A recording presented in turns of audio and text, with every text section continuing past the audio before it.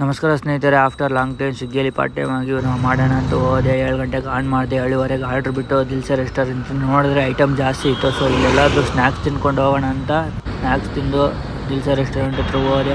ಕೇಳಿದೆ 5 ನಿಮಿಷ ವೆಯ್ಟ್ ಮಾಡಿ ಅಂತ ಹೇಳಿದ್ರು.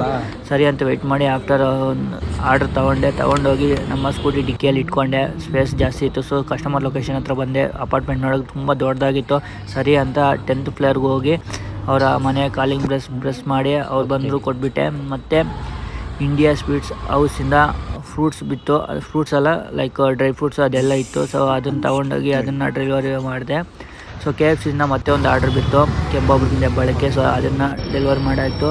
ಸೊ ಈಗ ಲಾಂಗ್ ಆರ್ಡ್ರ್ ಒಂದು ಬಿತ್ತು, 136 ರೂಪಾಯಿ. ಅದನ್ನು ಅಕ್ಸೆಪ್ಟ್ ಮಾಡಿ ಅದನ್ನು ಡೆಲಿವರಿ ಮಾಡಿದೆ. ಸೊ ಅದು 136 ರೂಪಾಯಿ ಬಂತು. 9 ಆರ್ಡ್ರ್ ಡೆಲಿವರಿ ಮಾಡ್ತು ಫೈನಲ್ ಆಗಿ. ಅವತ್ತು ನನಗೆ 534 ರೂಪಾಯಿ ಸಿಕ್ತು. ಸೊ ಮನೇಲಿ ಸುಮ್ಮನೆ ಕೂರೋದ್ರಿಂದ ಎಲ್ಲಾದರೂ